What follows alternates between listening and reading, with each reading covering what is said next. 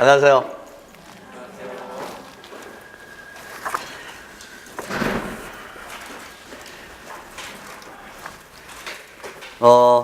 어제 국어교육론 시간에 했었던 시간 패턴대로 오늘 또 30분 정도는 1시간 정도 문학교육 과정에 대한 설명을 전반적으로 드린 다음에 본격적으로 문학교육 그 수업을 어떻게 진행할 것인가 말씀드리도록 하고요. 또 교육과정 설명을 하면서 왜 이 수업을 여러분들이 선택을 하시고 그 다음 이 수업에서 얻어가거나 여러분들이 완성도를 좀 높이는 그런 방법들이 무엇이 있을까, 그 부분에 대해서 조언을 좀 하도록 하겠습니다. 교육과정에 대한 기본적인 그런 개념 정의는 어제 국어교육론 시간에 다 말씀드렸기 때문에 그 부분은 생략하기로 하고, 지금 교육과정을 왜 공부를 해야죠? 그게 국어교육론이라면은 이해가 되는데 문학이 왜 교육과정이 필요하죠? 지금 이게 3, 4월이 교육과정 및 그다음에 그 교육과정에 대한 이해를 위한 대표 작품 한 작품을 선정해서 교과서의 학습활동과 작품 내재적 분석을 시도하는 거예요. 근데 왜 문학에서 이와 같은 교육과정에 대한 이해가 필요한지, 왜 그래요? 대학원 석사학위 논문 시험을 준비하는 것은 아니죠. 그것은 분명히 아니죠. 그리고 여러분들이 초, 중, 고등학교 때 문학 수업을 받아왔고 대학에서도 마찬가지로 문학을 충분히 공부했을 거예요. 어제처럼 국어교육론 같은 경우에는 학부 과정에서 도대체 이것을 배워본 적도 없다, 교육과정이 무엇인지도 모른 채 오시는 분들도 있을 거예요. 근데 문학은 그렇지는 않아요. 문학은 충분히 중고등학교 때 대학의 학부 과정에서, 심지어는 저보다도 더 특정한 문학에 대해서는, 문학 분야에 대해서는 훨씬 더 많은 전공 지식을 가지고 있으신 분도 있어요. 그런데 왜 제가 이 수업에서 문학 교육 과정에 대한 이해를 강조하는지, 그 필요성, 중요성, 의의에 대해서 일단 한 차례 설명을 드리고 가겠습니다. 그건 대표적으로 기출문제를 한번 보시면서 설명을 일단 드릴게요. 기출문제는 다 가지고 오셨죠? 어제 그렇게 국어교육론 시간에 가지고 왔는데 활용을 좀 안 해서 너무 두껍잖아. 일단 다이어트가 필요해, 이것도요. 혹시 안 가지고 오신 분은 같이 좀 보시고,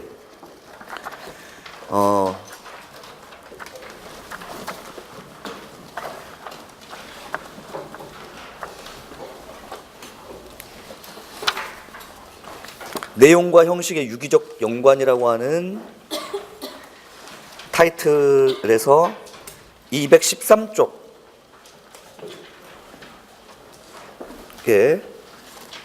지난 2015학년도 기입형 문제로 나왔던 213쪽 2015학년도 기입형 문제로 나왔던 산유화예요. 산유화.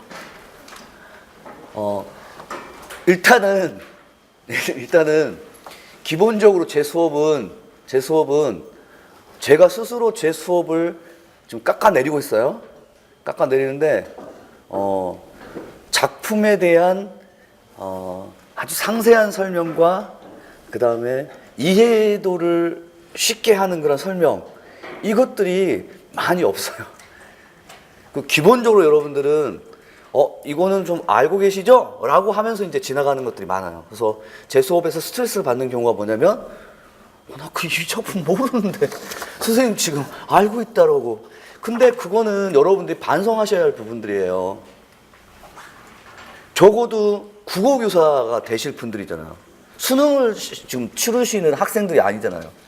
학교 교육 현장에서 이거 가르쳐지고 있어요 라고 하는 것은 좀 알고 계셔야 되잖아요. 그죠? 그러기 위해서 제가 4월까지 뭐 해법, 문학 11종, 디딤돌, 이런 여러 가지 그 11종 자습서 같은 것들을 한번 훑어보면서 학교에서 지금 어떤 작품이 어떻게 가르쳐지고 있는지, 이 작품은 실려 있구나 정도는 일단 감으로 좀 알고 계셔야 돼요. 이 산유화는 굳이 학부 과정에서 우리가 배우지는 않았더라도 교과서에 실려 있는 작품이고 또는 아무튼 여러분들이 어떤 식으로든 들어는 봤은 작품이에요. 문제는 이 산유화가 예를 들면 해법 천재십일종에 이렇게 핵심 정리로 설명될 때는 무지막지한 정보들이 많이 옆에 깔려 있어요. 김소월이 이 산유화를 창작할 당시의 시대적 배경, 김소월의 작가적인 그런 경향이 반영된 부분, 그죠? 근데 그 많은 정보들이 싹 삭제되고 이 문제는 어떤 문제냐면 학습 목표가 주어져 있어요. 맞죠? 학습 목표가 뭐죠? 내용과 형식의 관계를 고려한 작품이에요. 이건 학습 목표예요. 그리고 나서 이 학습 목표에 따라서 교재를 만들 때 교과서의 학습 활동을 만드는 문제예요.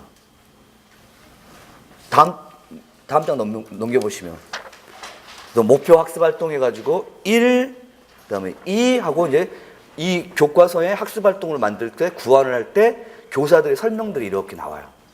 이 문제가 전형적인 문제 스타일이에요. 이게 무슨 문제냐면 교육 과정에 대한 이해를 필수적으로 요구한다.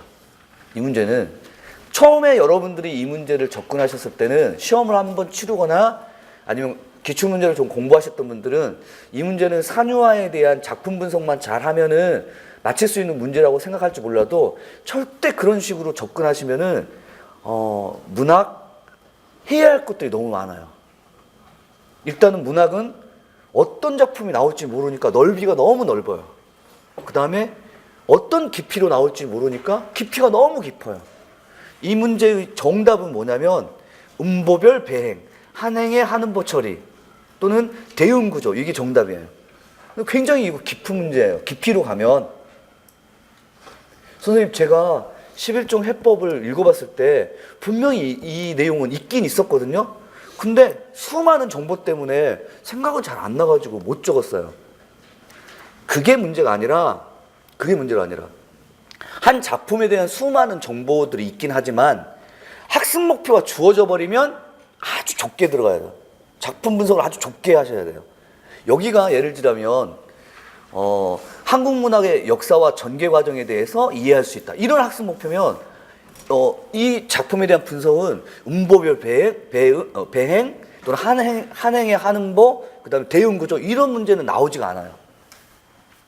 한국 문학의 역사와 전개 과정이니까 한국 문학사와 관련해서 김소월의 작가적 경향이 1920년대의 시적 경향이 그 이후의 30년대 경향과 어떤 차이가 있는지, 문학사니까 문학사, 작가론과 문학사적으로 접근하게 되면 그 수많은 정보 가운데서 장작 동기, 이 작품에 후속하는 그런 작품 경향에 주는 작품의 의의, 문학사적 계승의 과정 이런 것들로 정보가 이제 주어져 있어요. 그런 것들로 또 교과서의 학습 활동이 또 꾸며지기 마련이에요. 무슨 말씀인지 아셨어요?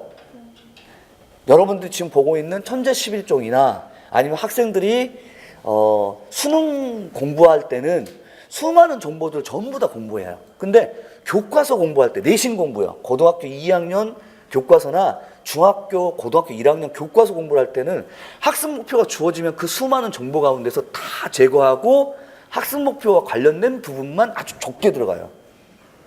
작품 공부하는 방법은 그렇게 좁게 일단 공부를 하셔야만 하는데 그렇게 좁게 우리가 좁은 정보들을 좀 파악하려면 일단 교육과정의 내용에 대한 이해는 필수적으로 요구된다. 이해는 하셨죠? 더욱이 만약에 여기가 내용과 형식의 유기적 연관이 무엇인가를 파악하고 형식적 측면에 대한 분석과 이 형상화 방법이죠. 이와 같은 형식이 형식 안에는 서정갈래 같으면은 운율이 있겠고 심상이 있고 비유가 있겠다면 이와 같은 다양한 형식 또는 표현 방법이 주제를 드러내는데 어떤 효과적으로 기여했는지 이게 이제 이 교육과정 성취 기준의 중요한 그 지도 내용인데 그런 지도 내용을 알고 있다면 이것을 이제 모든 문학 작품에 여러분이 스스로 적용을 해야 돼요. 이건 산유화니까 그렇지 이광수의 무정에도 적용이 가능해요. 여러분들이 알고 있는 낯익은 작품이라 할지라도 그 낯익은 작품이 교육과정의 성취 기준이 달라져 버리면 학습 목표가 달라지면은 그 안에서 지도해야 할 내용이 달라진다. 이해는 하셨어요?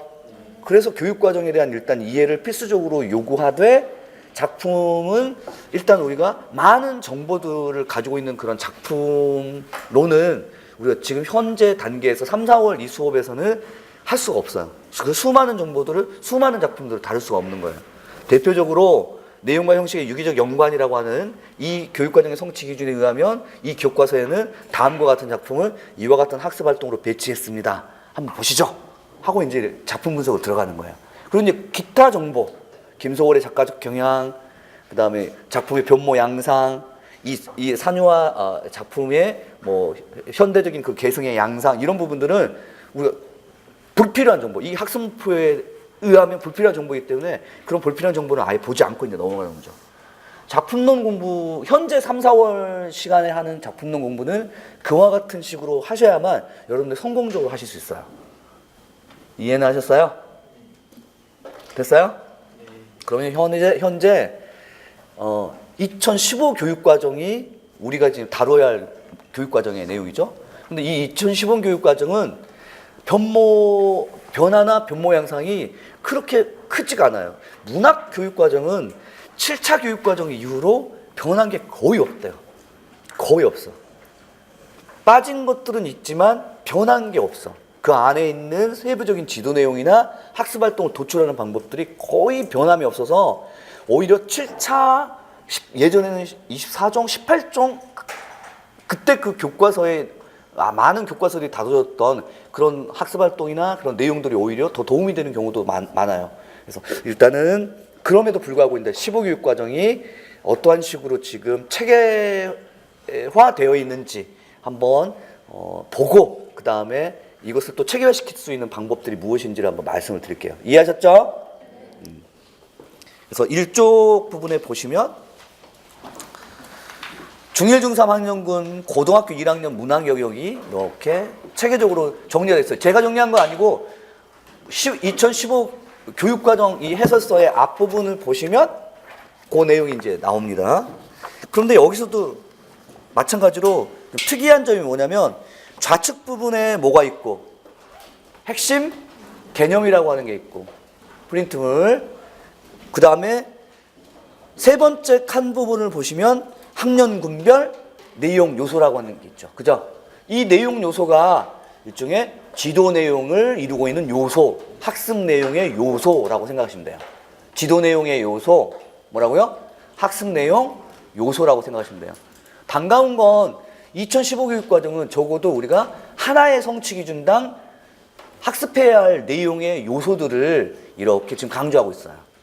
학습 내용이라고 하는 것은 어제 국어교육론 시간에 설명을 드렸지만 다시 한번 설명을 드리자면 성취 기준을 도달하기 위하여 학습해야 할 범위와 수준들을 명시해 놓은 것들, 그것이 학습 요소예요. 이해하셨죠? 그래서 학습해야 할 요소들, 학습 내용이라고 하죠.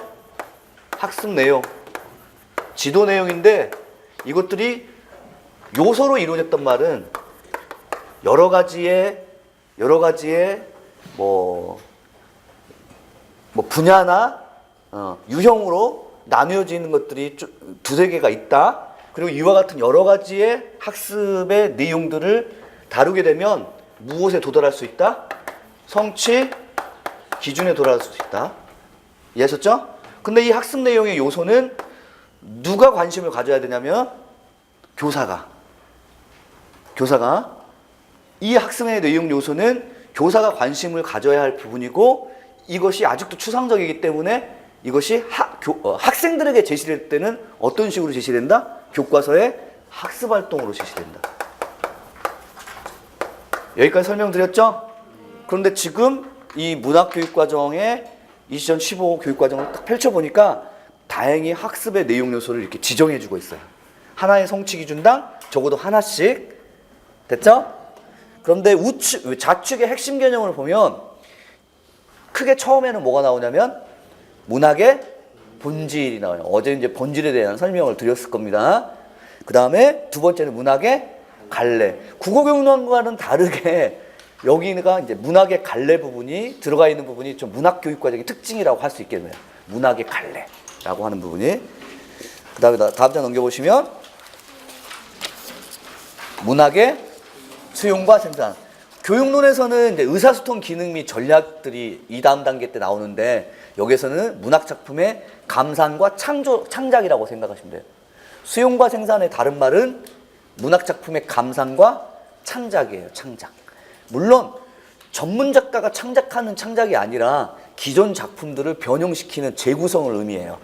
그리고 이제 감상이라고 하는 것은 너무 수동적인 그러한 느낌이 들기 때문에 다른 말로는 뭐 이해 이런 표현을 쓰기도 하죠.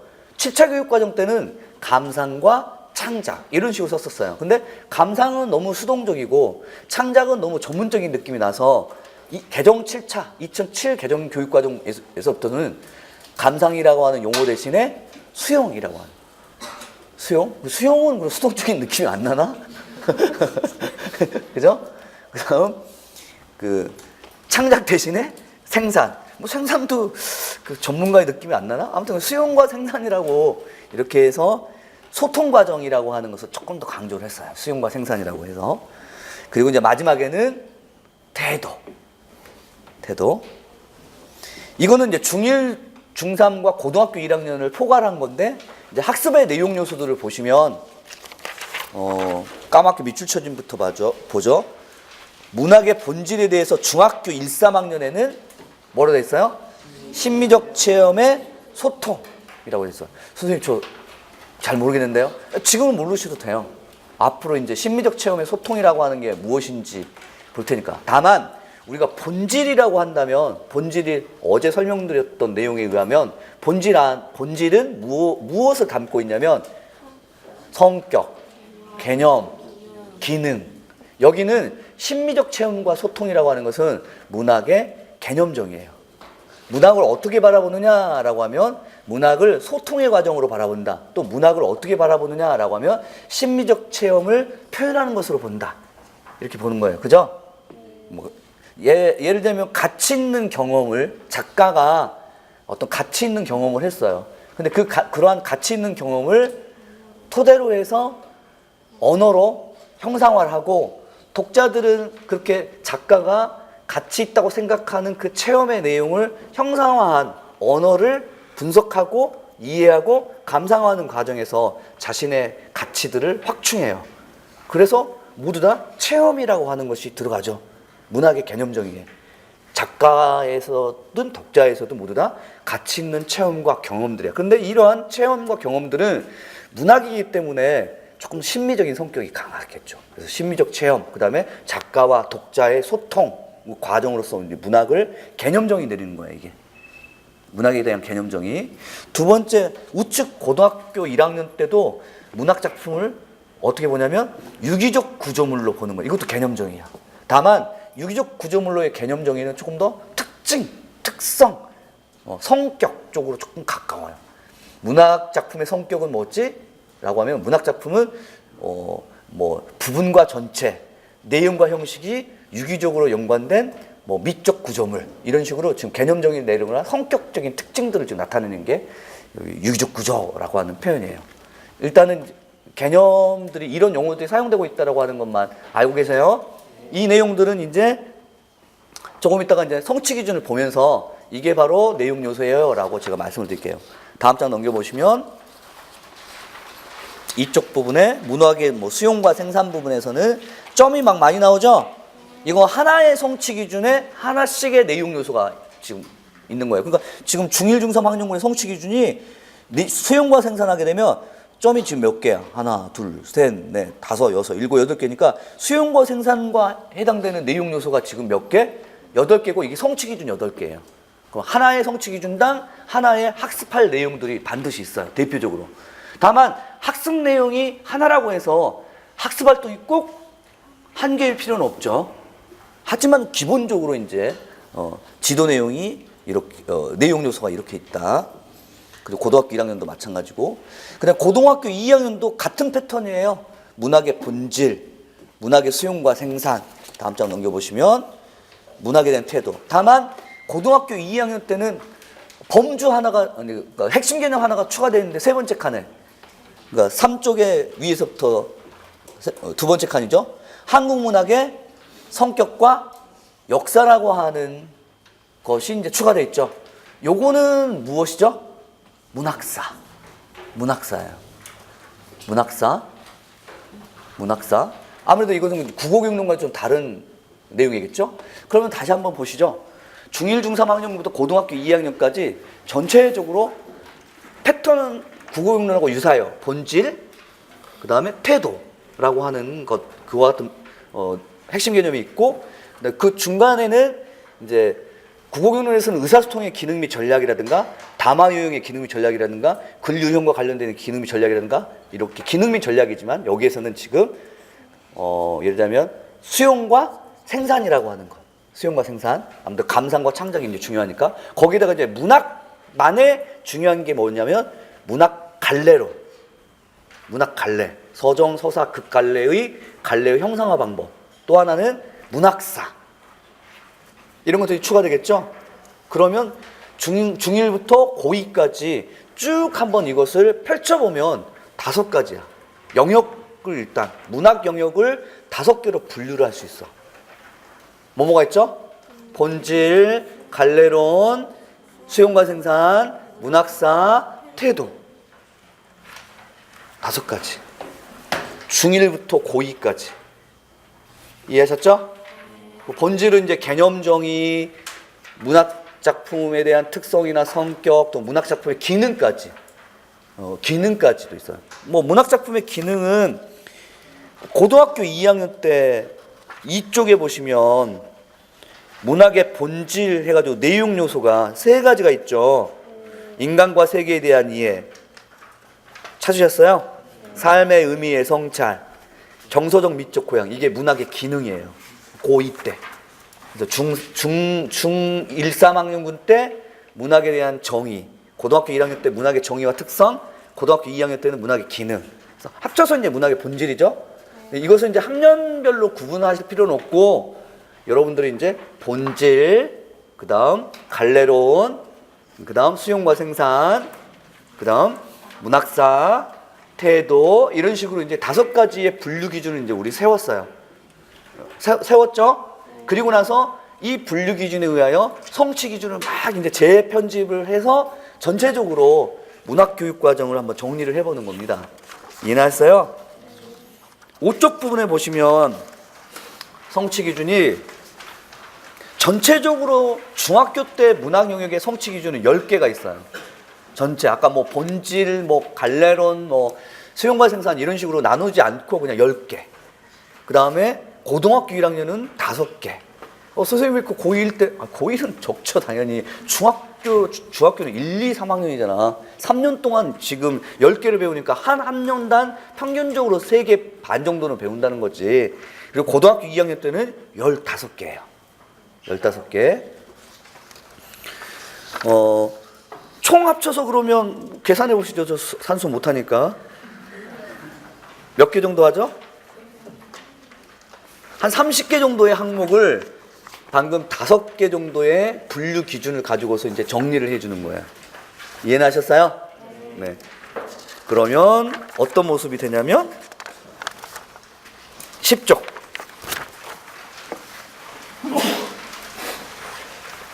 이 모습이 됩니다.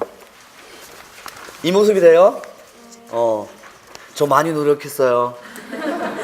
저 잘한다고 칭찬해서 저는 항상 긍정적 피드백을 받아야만 성장하는 어린이에요.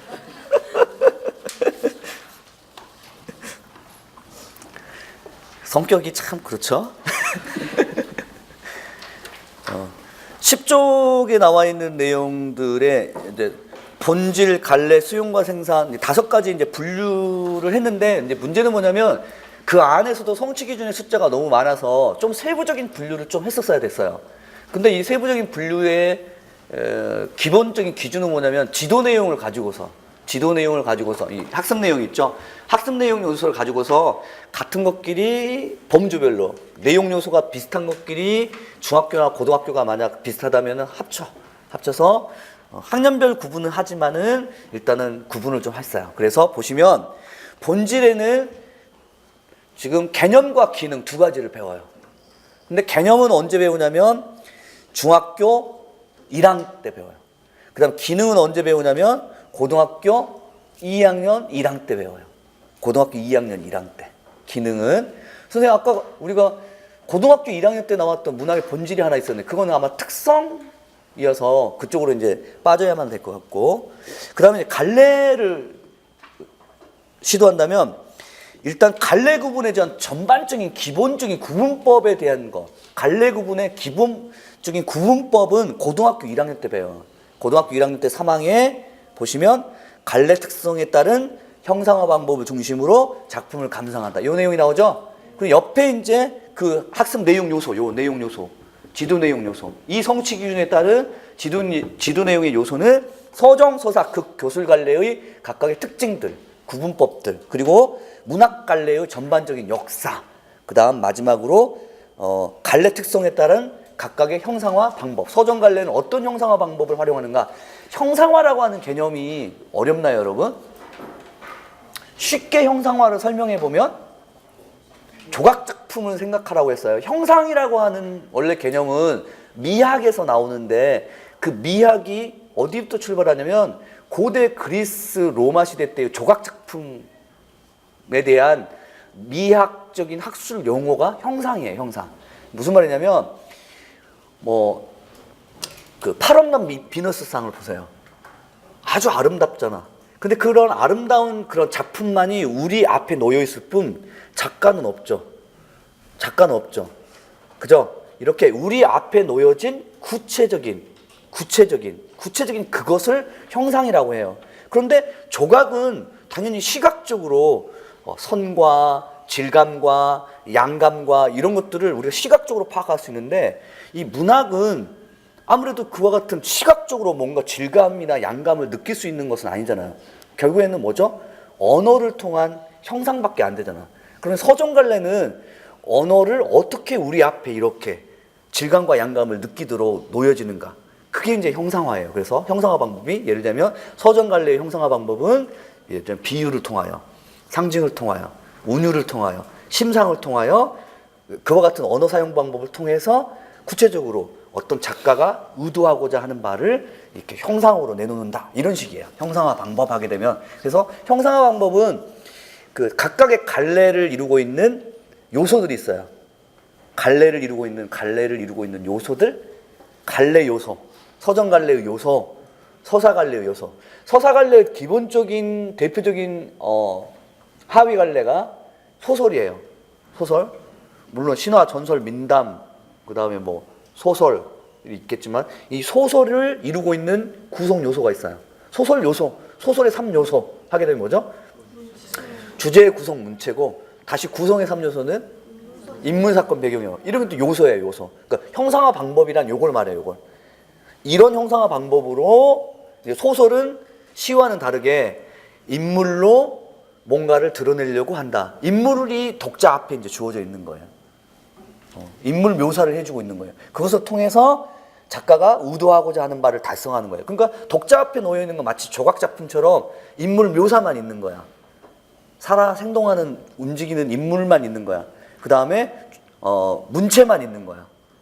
그 다음에 배경 장면에 대한 묘사만 있는 거야. 근데 그것만 가지고서도 이제 이 작가의 조각가의 보이지 않는 조각가의 의도들을 이제 파악해야 돼. 어떤 의도로 이런 인물 묘사를 했지라고 하는 게 형상화 방법이에요. 그런 형상화 방법을 이제 문학 갈래론에 배운단 말이에요. 기본적으로 이해했어요? 그리고 고등학교 1학년 때 그래요. 근데 중학교 때 그럼 갈래 구분법을 배우지는 않는가? 예, 배우진 않아요. 구분법은 배우지는 않으나 각각의 갈래의 특징 정도는 배워요. 그래서 예를 들면 서정 갈래에서 주로 사용하고 있는 표현 방식에 대해서 배우죠. 예를 들면 뭐가 있죠? 비유, 상징의 표현 효과. 이게 이제 형상화 방법이야. 특히 서정 갈래. 물론 비유나 상징은 꼭 서정 갈래만의 형상화 방법이라고는 하진 않아요. 그것은 서사 갈래에서도 비유나 상징을 활용하기도 하죠. 그죠? 하지만 이제 굳이 만약에 분류를 해보자면, 그 다음에 서사 갈래의 형상화 방법, 갈등의 진행과 해결 과정. 갈등의 진행과 해결 과정은 꼭 굳이 또 따지자면은 서사 갈래에만 이런 갈등이라고 하는 요소를 형상화 방법으로 쓰이지는 않으나 대체적으로 보자면 그렇다는 얘기예요. 극과 서사 갈래는 갈등을 중심으로 해서 형상화를 한다. 뭔가를 형상화를 한다. 이해는 하셨죠? 그리고 이제 마지막 중학 부분의 서정서사의 작품에서 보는 이나 말하는 이의 관점. 여기가 시에서 보자면 무엇이고 화자이고 소설로 보자면은 소설자. 그래서 화자 소설자의 개념과 기능에 대해서 학습합니다. 여기 이제 갈래와 관련된 중고등학교를 쭉 한번 4가지를 합쳐 놓은 거예요. 됐죠? 그 다음에 수용과 생산 부분은 참 많은 내용을 담고 있어요. 왜냐하면 아무래도 감상이라고 하는 것이 제일 중요한 거니까. 문학작품에 대한 감상과 이해가 제일 중요한 거니까. 그리고 이제 생산 창작이라고 했죠. 그래서 11쪽에 넘겨보시면 생산은 창작인데 학생들에게 전문 직업 작가의 같은 창작의 수준을 요구하는 것은 아니어서 문학 기존에 있었던 작품을 재구성하는 측면이 강해서 그 이제 생산 부분에 다시 제가 재구성이라고 하는 타이틀을 달았어요. 근데 재구성은 그렇게 많은 활동들을 펼치지는 않으나 그럼에도 불구하고 일단 재구성은 있어요. 성취 기준으로 2개가 한 번은 고등학교 2학년 때, 한 번은 중학교 때인데 차이점은 없어요. 다만 차이점이 있다면 중학교 때는 보시면 재구성된 작품을 찾으셨어요? 원작과 비교하고 변화의 양상을 파악하면서 감상하는 거예요. 이 말은 무슨 말이냐면 하나의 문학 작품이 있어요. 그게 대표적으로 뭐냐면 김춘수의 꽃이라고 하는 작품이 있으면 이 김춘수의 꽃을 기성 직업 작가가 재구성한 작품이 있어요. 장정일의 라디오와 같이 끄고 켤 수 있다면 그 작품이 재구성된 작품이에요. 그러면 이 2 작품을 원작과 이제 비교해 주는 거예요. 그러니까 학생이 재구성한 건 아니고 기존 작품이 재구성된 작품들을 비교해서 어떤 점이 달라졌냐. 그래서 재구성은 예를 들면 방향은 내용이 달라졌다, 형식이 달라졌다, 매체가 달라졌다 이런 식으로 재구성된 원작과 비교를 통해서 어떤 점이 재구성됐냐를 중학교 때 학습을 하는 거고 고등학교 때 올라와서는 이제 스스로 재구성하는 거예요. 그래서 고등학교 때는 작품을 읽고 다양한 시각에서 재구성하거나 창작하는 거예요. 여기는 이제 김춘수의 꽃을 주고 한번 너희들이 장정일처럼 한번 재구성해보자 이런 식으로 가는 거죠. 중학교 때는 재구성된 작품을 비교하는 거고 그 다음에 고등학교 때는 스스로 재구성하는 건데 임용 문제에서는 기존 작품의 재구성된 작품 중학교 수준으로 문제가 나온 적 있죠. 그것이 사평역과 사평역에서라고 하는 시와 소설을 가지고서 원작과의 비교를 통하여 어떤 점이 달라졌는지. 그러니까 갈래를 지금 갈래가 달라졌어요. 시에서 소설로. 근데 이렇게 갈래가 달라진다면 어떤 점이 달라졌는지를 중심으로 해서 살펴봤던 인고 문제가 있었어요. 그리고 이제 생산 부분에 하나 더 추가돼야 할 부분은 표현이에요. 표현. 아무래도 창작이 생산이나 창작이 너무나 포괄적인 내용이긴 하지만 문학 작품의 표현 방법을 익혀서 그 표현 방법을 스스로 표현할 줄 안다까지가 창작이에요. 그래서 여기서는 가치 있는 경험을 개성적인 발상과 표현으로 형상화하기. 요걸 이제 배우는 거예요. 그래서 발상과 표현이라고 하는 거. 중학교 때 이해하셨죠? 생산은 딱 3가지밖에 없지만 수용은 굉장히 많아요. 그래서 감상 부분을 보시면 이거 원래 성취 기준으로 학습을 하게 되면 감상이 너무 많아. 수용이. 그래서 요것을 약간 더 분류를 한번 해보면 수용 부분에서 분류를 좀 해보면 한 지도 내용을 이제 보는 거죠. 같은 지도 내용을 가지고 있는 성취 기준을 묶어보면 지도 내용으로 내용과 형식이라고 하는 지도 내용을 가지고 있는 성취 기준이 2개. 그 다음 맥락. 이때 맥락이란 상황 맥락, 사회문화적 맥락. 구구경론에서 말했던 사회문화적 상황, 또 상호텍스트적 맥락. 이런 맥락이라고 하는 공통적인 지도 내용을 가지고 있는 성취 기준이 중학교 때 하나, 고등학교 2학년 때 하나, 2개. 지도 내용이 이제 공통된 지도 내용을 가지고 있는 거. 그 다음에 주체적 해석 또는 다양한 해석. 주체적 해석, 다양한 해석 또는 어떤 평가 이런 식으로 나름대로의 해석과 평가를 학습자 나름대로의 주체적 해석과 평가를 하는 것을 지도 내용으로 삼고 있는 성취 기준이 2개. 2개가 아니라 4개나 돼요. 4개나. 4개를 묶고 그 다음에 공감과 비판, 수용, 공감과 비판. 그 다음에 매체와 인접 분야라고 하는 것으로 나눌 수 있어요. 매체와 인접 분야는 가입표 쳐버리세요. 물론 제가 이거 안 나와요 라고 하면 작년처럼 회의 안 나와요 라고 했는데 회의 나와버리면 어떻게 하지? 일단은 중요도에 비추어서 수용이라고 하는 중요도에 비추어 보자면은 매체와 인접 분야는 최후로 우리가 시간 남을 때 하는 거고, 그래서 수용 안에 작은 분류를 한번 해보면 수용에서는 내용과 형식의 유기적 연관, 아까 우리가 2015학년도 기출문제에서 봤었던 내용과 형식의 유기적 연관을 통한 수용이라고 보면 돼요. 내용과 형식이 유기적으로 연관됨을 알고 작품을 수용한다, 이런 의미예요. 이해하셨죠? 그 다음 두 번째는 뭐죠? 작품에 쓰인 맥락을 알고 작품을 수용한다. 이해하셨죠? 이해하셨죠? 내용과 형식과 맥락이라고 하는 것은 두 가지가 서로 구분된다는 것을 아셔요? 이게 하나의 문학작품이라면 이 문학작품은 내용과 무엇으로 이루어져 있어? 형식으로 이루어져 있는 하나의 구조물이에요. 그죠?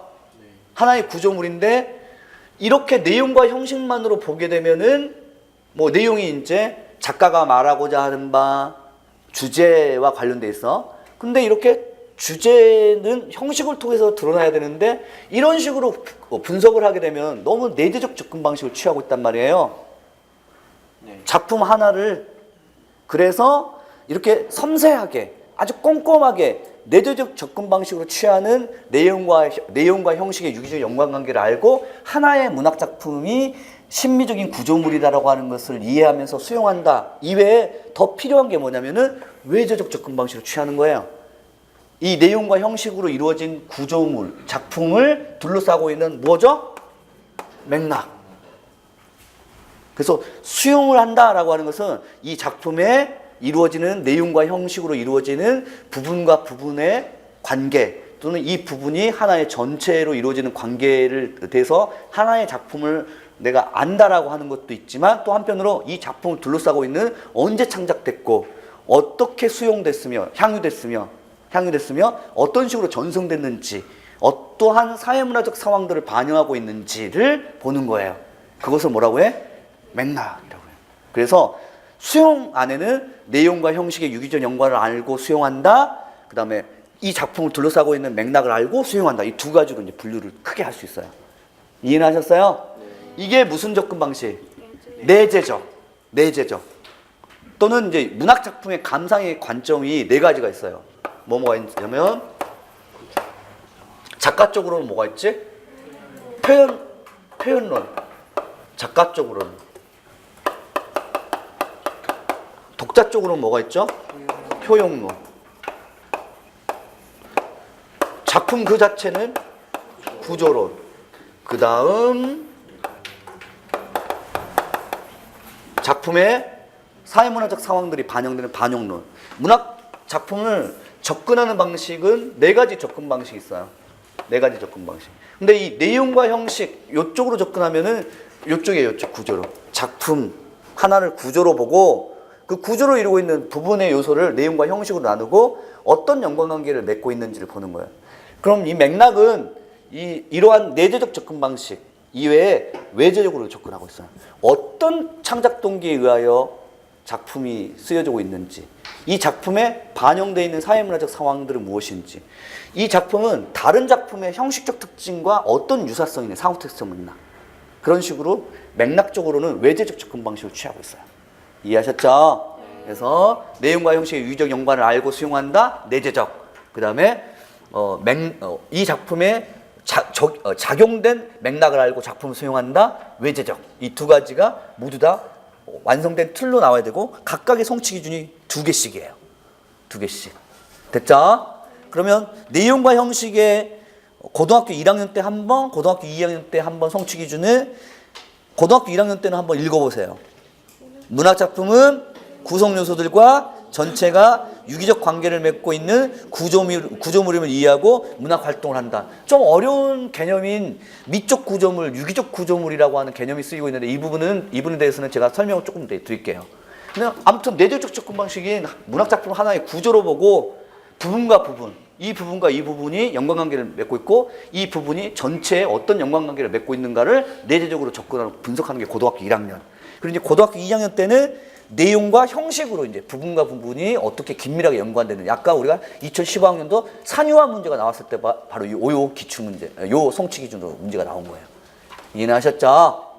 그 다음에 맥락은 외재적 접근을 취하고 있다고 했죠. 그래서 고등학교 2학년 때 하나의 작품에 작용되는 다양한 맥락. 근데 여기는 세 가지가 있어요. 뭐였죠? 작가, 이게 표현론.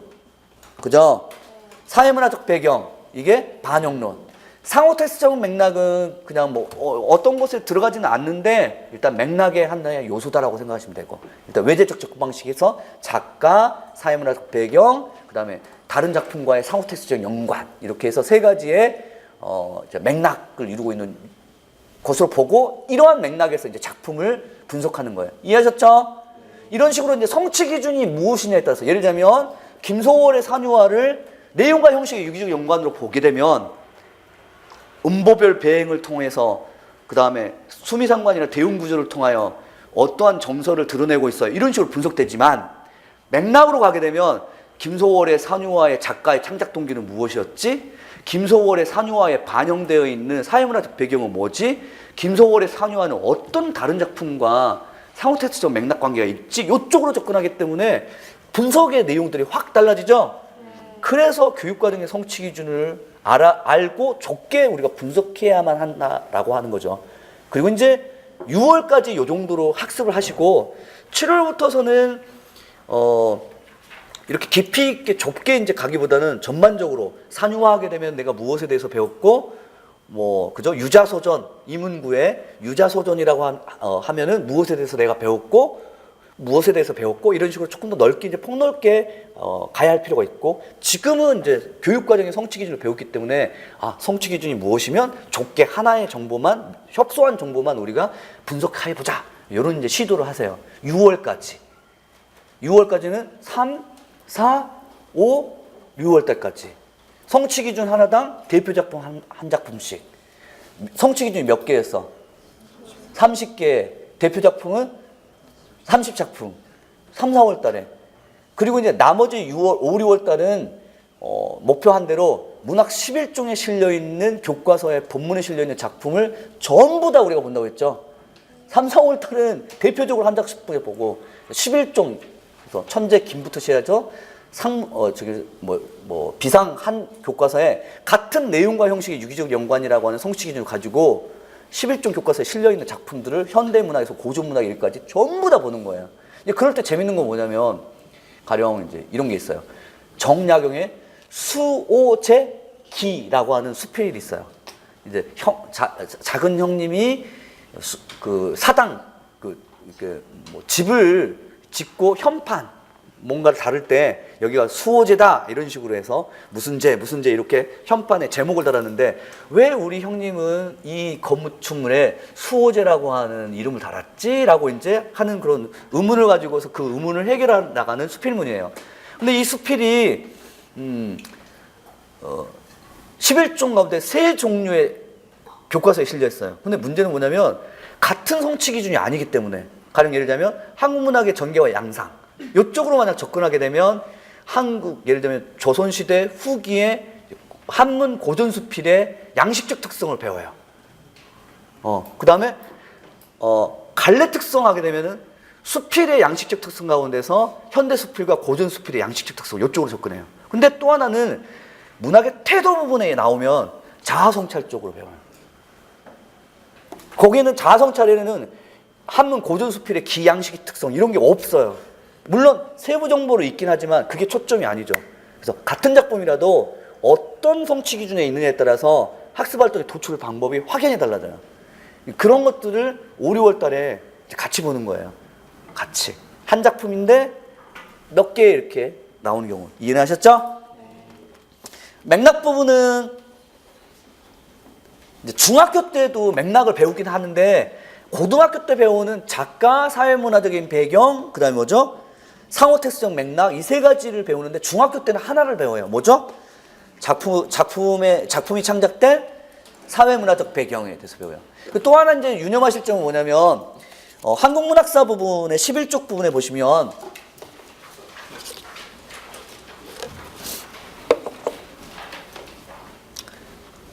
한국문학의 성격과 역사에서 문학사 부분을 칸을 보세요. 그럼 문학사 칸 부분의 세 번째 칸 보시면 고등학교 2학년 3-4 보여요? 네, 읽어보세요.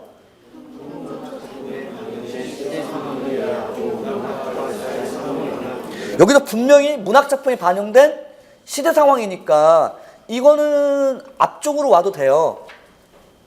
앞으로 이렇게 와도 돼요. 그런데 왜 제가 여기다 놨냐면 기본적으로 문학작품의 전개와 양상을 살필 때 이 성취 기준이 들어가 있어요. 이 성취 기준이 들어갔단 말은 고려시대의 문학작품을 감상한다 해서 경기체가 고려소교 이런 식으로 작품을 감상하더라도 이 성취 기준이 같이 실려 있으면 고려소교에 나타난 반영된 시대 상황 요건 이제 분석이 돼요. 따로 어떤 성취 기준이 특별하게 필요한 건 아니고 그래서 청산별곡에 반영된 당대의 시대 상황 경기체가에 반영된 당대의 시대 상황이 꼭 들어가요. 꼭 이해하셨죠? 그거는 아무래도 문학사에서 기본적으로 반영론적인 시각을 가질 수밖에 없어요. 문학사는 한국사와 같이 가는 거예요. 그래서 이거를 뒤쪽으로 이렇게 위치시킨 거예요. 앞쪽으로 가지고 오지 않더라도. 아셨죠? 그 다음 주체적 다양한 해석은 4개의 성취 기준이 있을 정도예요. 저는 이게 진짜 중요하다고 생각합니다. 그리고 이런 문제 스타일로 이미 한 차례 기출문제가 나온 적이 있었어요. 그게 뭐냐면 이 주체적 해석이나 다양한 해석은 하나의 문학작품을 자기 나름대로 감상하는 주체적 관점을 많이 요구해요. 그런데 학생마다 하나의 작품에 대한 주체적 해석의 관점이 같아요? 달라요? 다른 내용들이 대화나 토의 토론으로 나와요. 그러면 토의 토론을 하는 과정에서 잘못 작품을 해석한 학생을 찾고 수정지도 하세요. 이런 식으로요. 이 문제는 아주 전형적으로 나올 수 있는 문제예요. 왜냐하면 일단 여러분들이 예비교사로서 이 작품에 대해서 이미 알고 있는가를 일단 첫째 묻고 왜냐하면 잘못 분석된 것을 찾으니까 그죠? 두 번째로는 지도 방안을 요구하기 때문에 교과교육론 쪽으로도 접근 가능하고 작품론도 묻고 교과교육론도 접근 가능해서 이런 패턴의 문제가 분명히 나올 거예요. 근데 이런 문제들은 따로 이 지도 내용을 외울 필요는 없고 작품에 대한 기본적인 여러분들이 뭐랄까 해석 관점 이런 것들을 기본적으로 좀 알고 계셔야 될 것 같아요. 가령 예를 들자면 우리가 뭐 제망매가가 있죠. 그럼 제망매가는 어떤 식으로 작품을 해석하죠? 보통 수능 자습서에는 어떤 식으로 해석되죠? 예를 들면 제망매가의 주제라고 한다면 이별의 슬픔과 그 다음에 종교적 초월을 통한 재회의 다짐 이런 식으로 이제 주제가 나오죠. 이게 일반적인 해석이에요. 일반적인 해석. 일단 이 일반적인 해석을 먼저 알아야만 학생이 어떤 부분에서 틀렸다라고 알 수 있죠. 또 제망매가에서 이에 저에 떨어질 립 하게 되면 이 립의 상징적 의미 또 비유적 의미가 뭐죠? 립 하게 되면은 혈연 뭐 그죠? 이런 식으로 우리가 어떤 비유나 상징적인 의미가 있다면 그것들을 일단 기본적으로 알고 이 학생이 지금 립에 대한 시어가 상징하고 있는 시어가 비유하고 있는 속성에 대한 함축적 의미에 대한 파악이 잘못되어 있다는 것을 수정지도 해야 될 테니까 기본적으로 일단 일반적인 분석을 해주셔야만 해요. 그래서 6월까지 또는 4월까지 천재자습서에 있는 일반적인 해석 방법, 해석 관점을 수능 자습서, 즉 학교교육 현장에서는 이 작품은 이 정도로 주제, 또 여기에서 표현상의 특징은 이 정도로는 일반적으로 공부는 하는구나 정도만 여러분들이 좀 파악하고 계시라고요. 이해하셨죠? 어려운 건 아닌데 기본적으로 이런 문제가 나오면 좀 당황하게 돼 있어요.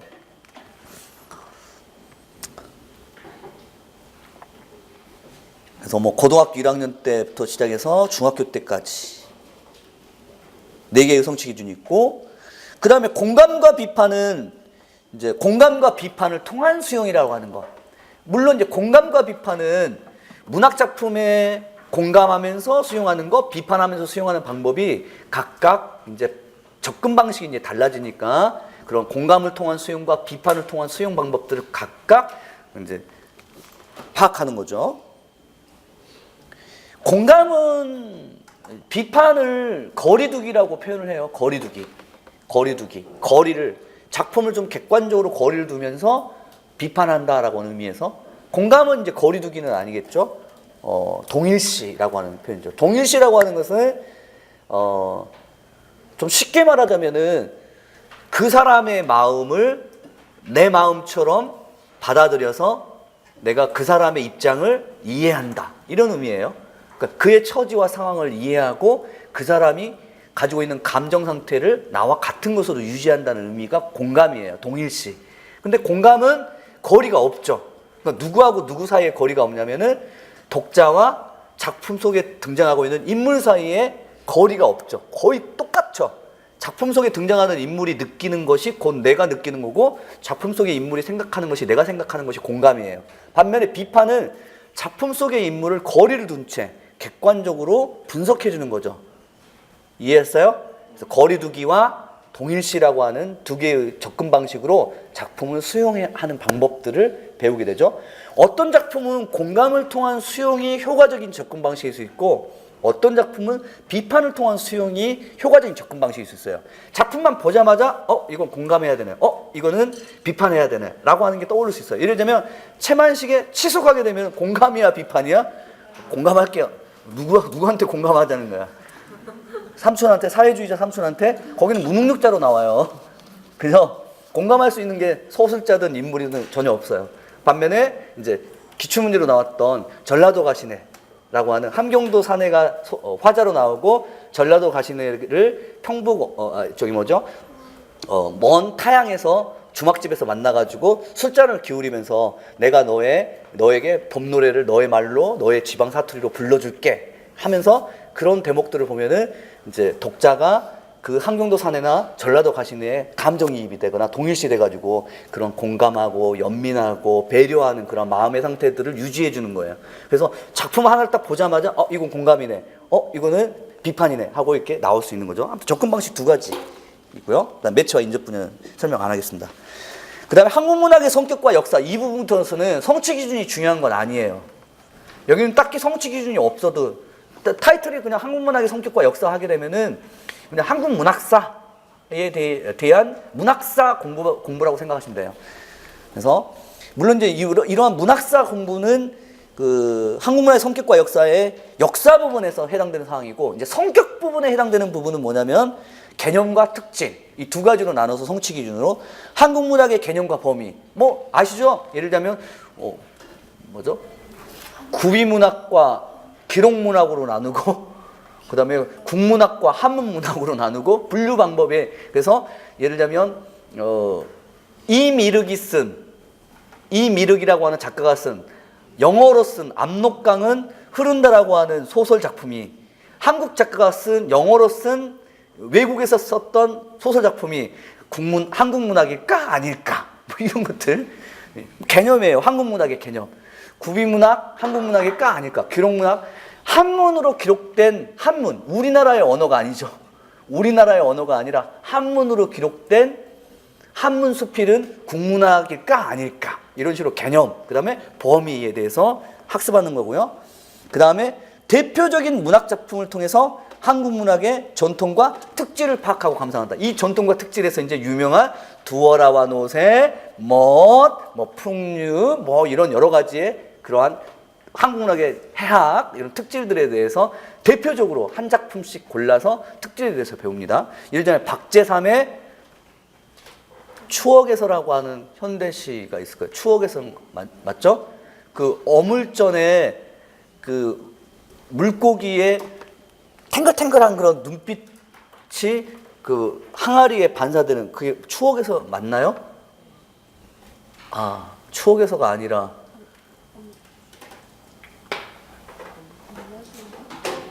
있다고 해. 있다고 해. 있을 거예요. 제목은 생각 안 나는데. 근데 왜 그게 제가 예를 들었냐면 이 작품 현대 작품이죠. 현대 작품에서 드러난 한국 문학의 전통과 특질들이에요.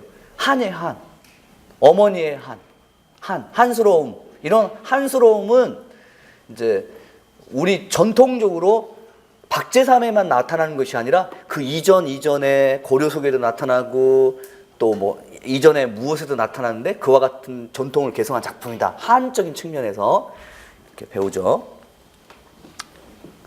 그다음에 문학사 부분은 뭐 갈래별 전개와 시대별 대표 작품 문학과 시대 상황은 뭐 생략하도록 하겠습니다.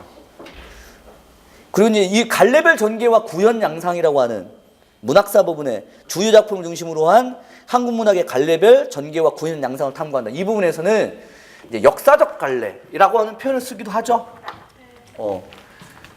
우리가 갈래론의 처음에 서정서사 극갈래, 이거는 무슨 갈래라고 하고 기본 갈래라고 하고, 이거는 중학교 때, 그 다음에 고등학교 1학년 때, 중학교 때는 비유와 상징, 갈등의 진행 과정, 네, 이걸 통해서 그 다음에 서정서사 극갈래의 형상화 방법, 고등학교 1학년 때.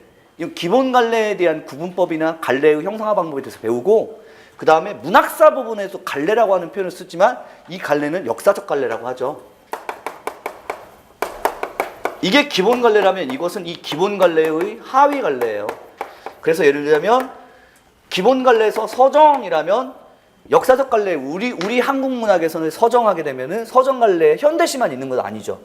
쭉 보면은 고대 상고시가부터 향가, 또 그 다음에 뭐 시조, 뭐 가사 이런 식으로, 그 다음에 뭐 신체시, 현대시, 이게 하위 갈래로 이렇게.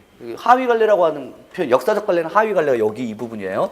그리고 이제 이때 바로 제가 경기체가 같은 것들은 이 서정 갈래인지 교술 갈래인지, 그죠? 가사 같은 경우에 서정 갈래인지 교술 갈래인지, 갈래의 구분법이 좀 애매모호한 그런 역사적 갈래로 가게 되면은 분명히 서정, 서사, 극, 교술로 나눴지만 이게 서정인지 교술인지 어느 것에 딱히 포괄되지 않은 그런 역사적 갈래가 있긴 합니다. 그런 것들 때문에 또 여기서는 갈래 학습에서 갈래의 명칭 같은 것들도 또 갈래의 범주 같은 것들도 이제 중요해지고요. 그 다음 나머지 고등학교 2학년 때 배우는 한국문학과 외국문학의 비교라든가 한국문학의 발전사항 부분은 여기도 가입해 주세요. 나오면 어떻게 하지? 아무튼 가입해 주세요. 가입해 주시고, 일단 중요도가 앞부분에 있다.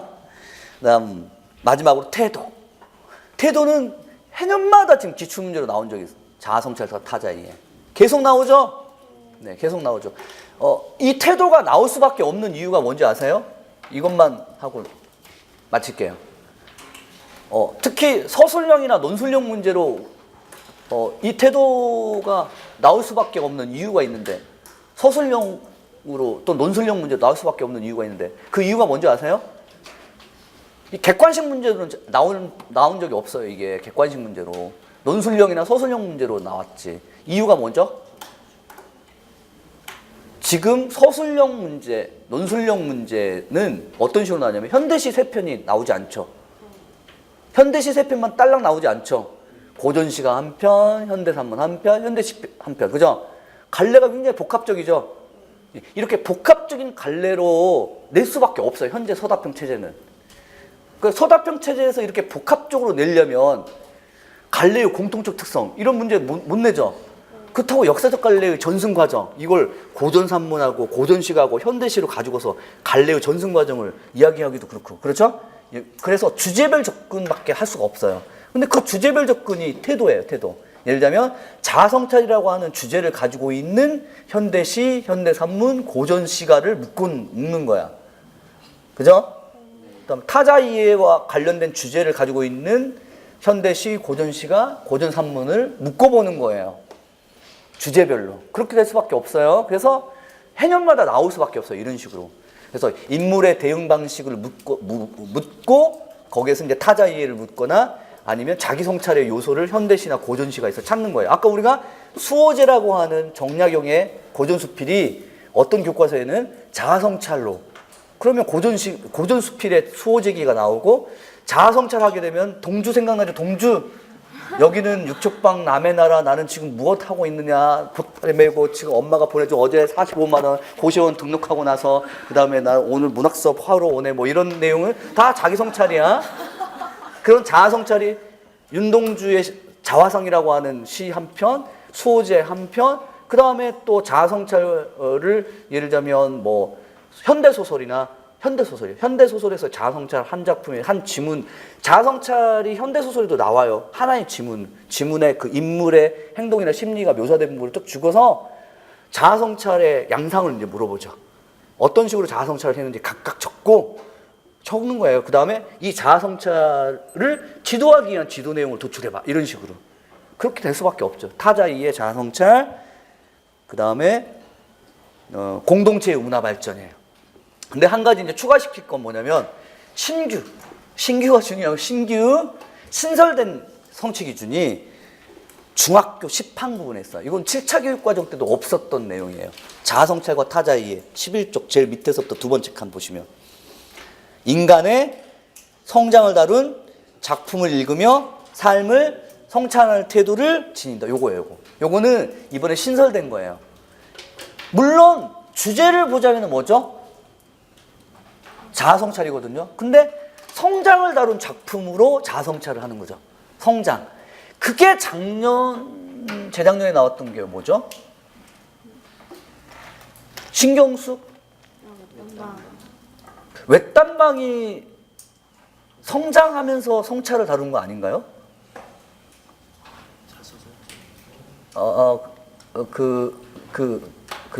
뭐였죠?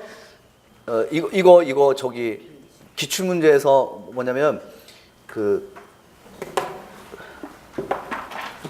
소설 조세희의 소설 난쟁이가 쏘아올린 자궁공을 자기가 공장 학교에서 계속 필사를 하면서 배워가는 그 내용도 있죠. 그게 외딴방인가요? 네. 그 부분을 보면 그 소설의 필사를 통하여 자기가 가지고 있는 일종의 삶의 고통들을 이겨내는 장면이거든요. 그런 이겨내는 장면이 일종의 자기 성장이에요. 성장. 그리고 소설을 통한 또 자기 성찰이 되는 거고 그야말로 전형적인 작품이에요. 성장 안에 성찰이 들어가 있어요.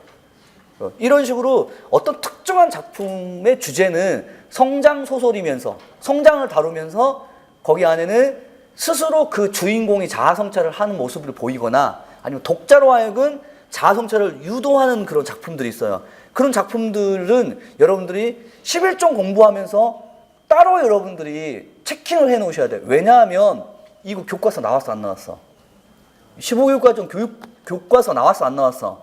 안 나왔고 18년도에 나와. 18년도에 현장에 배포되는 건 18년도고 내년에 제작돼.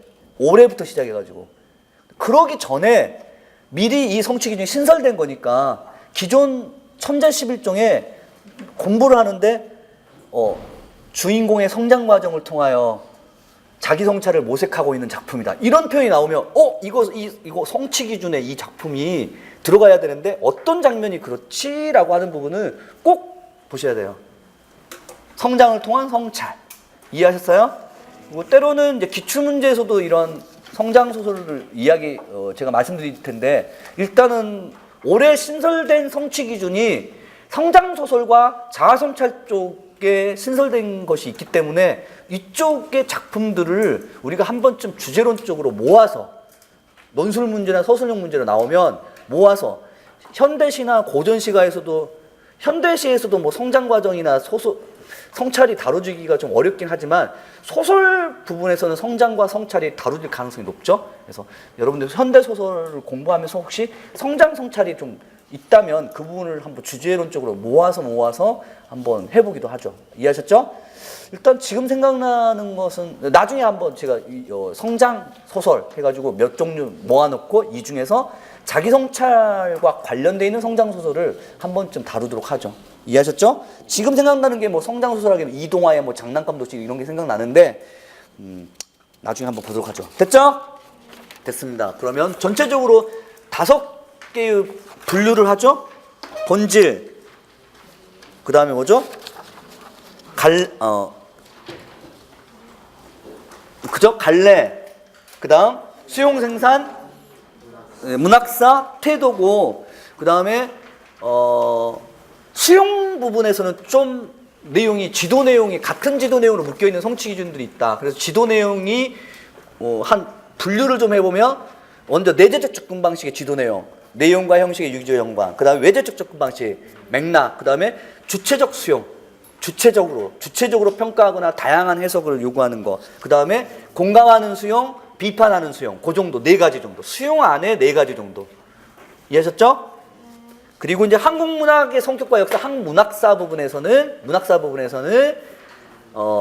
개념, 한국 문학의 개념, 또 한국 문학의 전통과 특질, 그 다음에 완전히 문학사, 그 정도를 보시고, 태도 부분에 보시면 자아성찰, 타자 이해, 공동체의 문화 발전 보시고, 그 다음에 문학의 본질은 개념과 기능, 이런 식으로 작은 분류를 좀 하고, 그 다음에 갈래 구분은 기본 갈래의 구분이 있고, 서정 갈래의 특성을 학습하기도 하고, 서사 갈래의 특성을 학습하기도 하고, 이런 식으로 몇 개가 있습니다. 이런 작은 분류를 해보죠. 이해하셨죠? 이렇게 해서 요 작은 분류까지 해서 순서대로 나가되, 수업의 순서는 어떻게 되냐면, 항상 초도효과 1주차나 2주차나 또는 3월 달에 하는 수업의 내용이 12월 달까지 기억에 남는 경우가 많습니다. 왜냐하면 그 첫 주차의 충격 때문에. 그래서 본질과 갈래를 먼저 하게 되면은 좀 여러분들이 별로 중요하지 않은 내용을 너무 깊이 기억할 것 같아서 네, 맞아요. 별로 중요하지 않은 내용이에요. 그래서 국적 부분에 넘겨보시면 8주 과정에 수용과 생산을 2주로 다룹니다. 그 다음에 자아성찰 타자이의 공동체의 문화 발전, 굉장히 중요한 성장과 성찰이라고 하는 성취 기준이 다루고 있는 작품을 여기가 이제 성장 소설을 묶어서 제가 한번 시도를 한번 해보고, 그 다음에 4월달 들어서는 문학의 본질과 기능, 그 다음에 문학 기본 관리 구분법, 그 다음에 문학사에서 대표적인 문학사에 실려 있는 작품들이 무슨 작품이 있는지 어떻게 분석, 그래서 이제 갈래와 그다음 작품 분석을 좀 시도하도록 하겠습니다. 이해하셨죠? 그래서 오늘부터 시작하는 부분은 내용과 수용과 생산 부분부터 들어가게 됩니다. 됐죠? 좀 쉽시다.